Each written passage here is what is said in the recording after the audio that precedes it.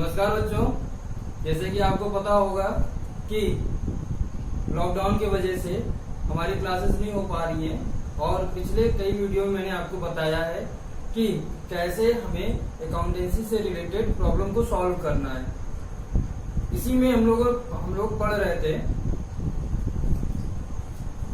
Firm से related कुछ fact. आज हम लोग देखेंगे कि फंडामेंटल ऑफ पार्टनरशिप में पार्टनरशिप डीड क्या है। वैसे इसके बारे में डिस्कस कर चुके हैं, लेकिन फिर भी मैं आपको कुछ बेसिक इंफॉर्मेशन देना चाहता हूँ। पार्टनरशिप डीड एक रिटन डॉक्यूमेंट है जो कि पार्टनर्स के बीच जो भी एग्रीमेंट होते हैं उनको राइट डाउन किया जाता है। अब उस पार्टनरशिप डीड में क्या कंटेंट्स होते हैं वो मैं ऑलरेडी डिस्कस कर चुका हूँ। हम लोग अब ये देखेंगे कि अगर पार्टनरशिप डीड हम प्रिपेयर नहीं करते हैं, पार्टनरशिप डीड हम कंस्ट्रक्ट नहीं करते हैं, तो उस केस में हमें कौन कौन से रूल्स अप्लीकेबल करने पड़ेंगे। तो आइए चलिए देखते हैं rules applicable in the absence of partnership deed और if the deed is silent on any matters. जिसके अंतर्गत फर्स्ट है profit sharing ratio.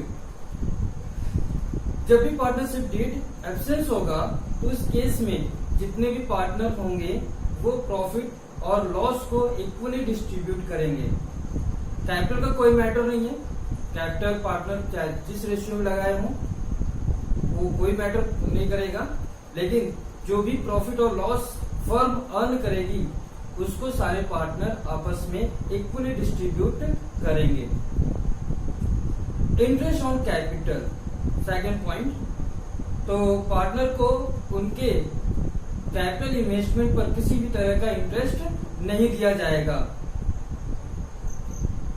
Partnership deed में अगर इंटरेस्ट ऑन कैपिटल की बात होती है तब तो प्रोवाइड किया जाएगा, लेकिन अगर पार्टनरशिप डीड नहीं है तो इस केस में किसी भी तरह का आपको इंटरेस्ट ऑन कैपिटल नहीं देना है। और एक बात और ध्यान रखिएगा कि जब भी इंटरेस्ट ऑन कैपिटल की बात आएगी तभी दी जाएगी जब फर्म प्रॉफिट अर्न करेगी।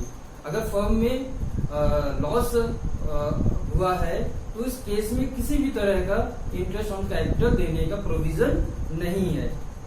तो ध्यान रखिएगा, इंटरेस्ट ऑन कैपिटल अगर देना है तो प्रॉफिट होना चाहिए, अगर लॉस है तो इंटरेस्ट ऑन कैपिटल प्रोवाइड नहीं होगा। और पार्टनरशिप डीड के एब्सेंस होने के केस में भी इंटरेस्ट ऑन कैपिटल आपको प्रोवाइड नहीं करना है। Third point, interest on loan to the firm. अब हम लोग यहाँ इंटरेस्ट ऑन लोन की बात करेंगे। तो इंटरेस्ट ऑन लोन में हम लोग इंटरेस्ट लोन को देखेंगे।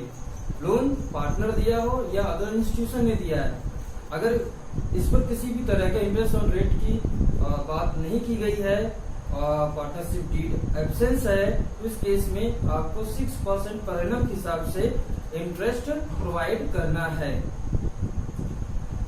ध्यान रखिएगा, इंटरेस्ट ऑन लोन हमेशा प्रॉफिट एंड लॉस अकाउंट में चार्ज होगा, profit and loss application account में चार्ज नहीं होगा।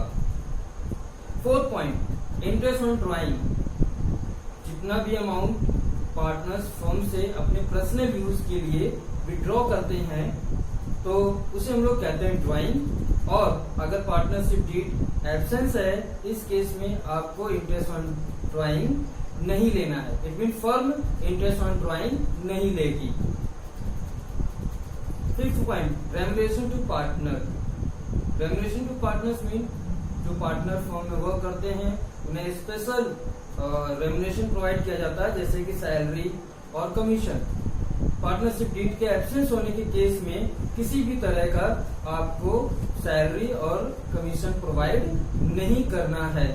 ये रही हमारी 5 बातें, 5 फैक्ट। जब भी हमारा पार्टनरशिप डीड एब्सेंस होगा, पार्टनरशिप डीड आपने नहीं बनाई है, तो ये 5 पॉइंट आपको फॉलो करना है। तो अभी तक बच्चों ये इतने ही फैक्ट आपके लिए।